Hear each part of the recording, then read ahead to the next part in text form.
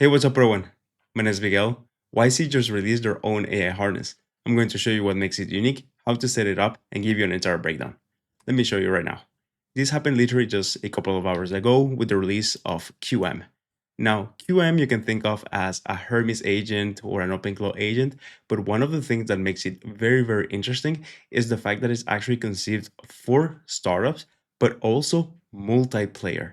Now, what does that mean? It means that it actually has a lot of features that make it super, super simple for teams to collaborate together by using AI agents, which is one of the major pain points that we have right now with major providers such as OpenAI or Anthropic.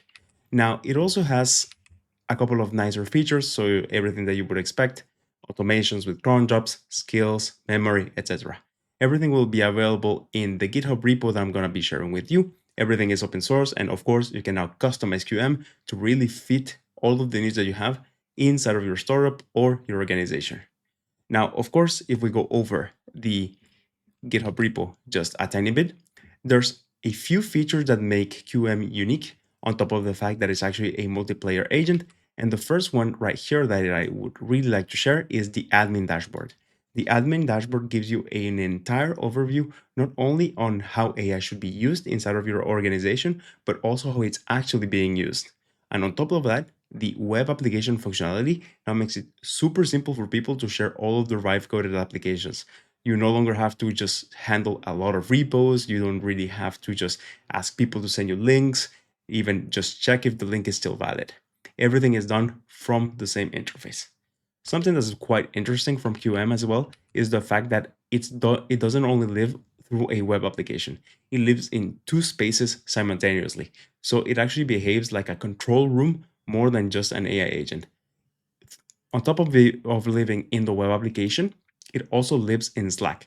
So it's a harness that natively works in Slack, just like Claude Tag or Hermes or OpenClaw. Now, on top of it, the company agent that's QM actually has several different memories. It has the memory and everything that it remembers about you. It has the memory of the Slack channel where it's actually working in case you use it in Slack. And it also has the memory of the project. Now, projects can be both personal, meaning that you only get access to it, or they can be shared. And on top of this, each of those, I'm going to call them channels, gets their own brain. So memory, files, skills, all within a very, very, very narrow scope. Of course, you get to choose as well the things that you actually manage, the things that you actually want to share. Now, this is what QM looks like. So it's a very simple UI, everything that you would expect from an AI agent or an AI application at this point. You have the capacity of handling projects. Right here, I have a personal project, but I can also create a project with my teammates. For the chat right here, I have a few test chats just to see how it actually behaves, and we can have another right now. Hey, QM, how are you doing? I'm using Luna. So one of the things right now that you actually have to understand is you cannot use your subscription for this. It's actually just API based, but you can actually modify it or ask someone to modify it for you. So you can actually use your OpenAI subscription like you do with Hermes or OpenClaw. If not, you actually have to use API keys for this. That means that using this with open source models such as DeepSeek V4 or Kimi K3 is actually the way to go. Now, right here on the application, this is what you actually see when you're actually a user. So you have your files. Again, if you share your files here, you get to choose whether you're going to share them only with yourself and the agent, or if on top you're going to give access to teammates. You have your cron jobs. This is literally the same than scheduled tasks or routines that you would see on Claude, or just schedule jobs on OpenAI. Now, here is where things get interesting. Here you have two unique features from QM. First being the keychain. Now that we're all using AI, people are trying to just share their API keys through chats, and that's a very bad practice. Keychain makes it super simple for people to share credentials without actually sharing the key itself. So it gives you massive security, and it actually helps you avoid just data leakage. Now, the second one is applications. Inside of this applications tab is where you would find all of the applications created by your teammates if they're actually just creating applications for you. Right here at the top, you have the button to deploy the the application with the agent.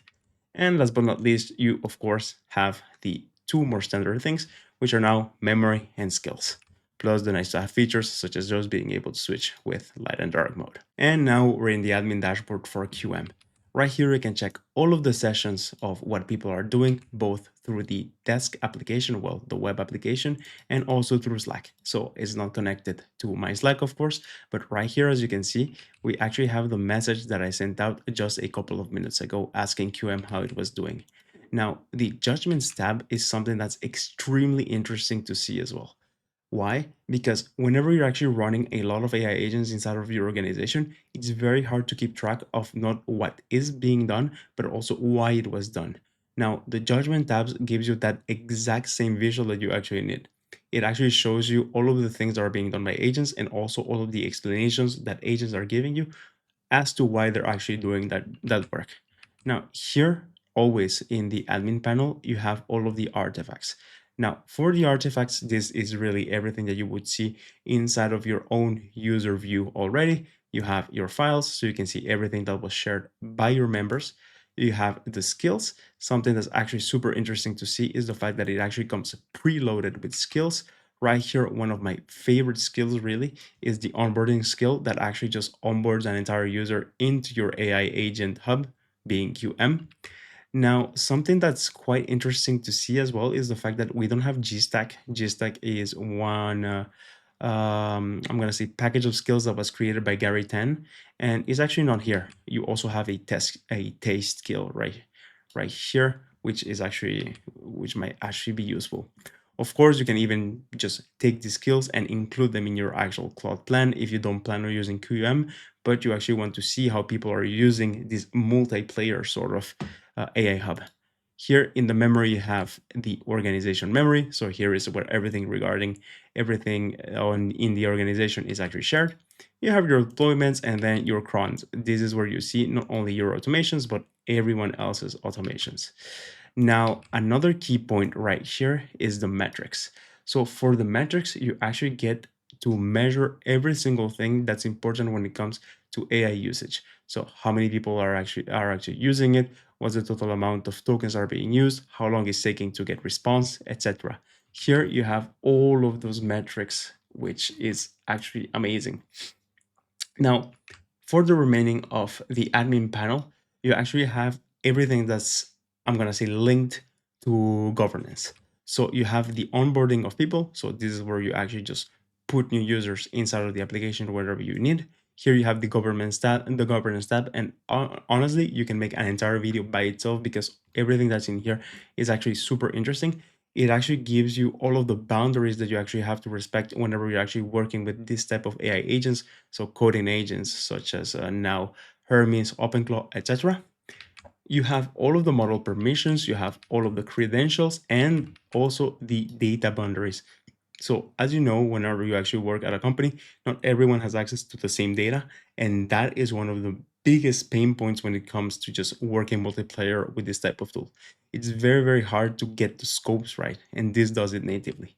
Of course, you also have the capacity of sharing connectors, checking out all of the users. So I'm right here. The keychain, which is the feature that allows you to share all of the credentials without actually sharing the credential key, which is amazing. And last but not least, you also have the audit. Now, audit allows you to see all of the events that were run by members inside of your organization, as well as the tool calls, for example. Now, this is everything that you can see when you actually use the admin board through QM. As you can see, it literally is an entire just command center for AI that is now open source. So if you see things that are missing here, you can simply add them with QM by itself, or you can actually use Codex or Cloud Code to do the improvements. One of the key things here that I want to mention is the fact that right now it doesn't have a simple way of using authentication for your subscriptions to be able to run the agent inside of here. So that's probably one of the features that I would add myself is if I were to use this. Now you really have the entirety of all of the control needs inside of QM. And it's super interesting to see that for the first time, I think ever, we might be getting a large scale multiplayer sandbox for AI. So you can call it a harness as well if you want, but that's actually multiplayer. So right now we are starting to see how we're going to start changing from just using our own AI agents inside of little silos to, okay, now we are running an entire, I would say, second company inside of our own company, which is super exciting.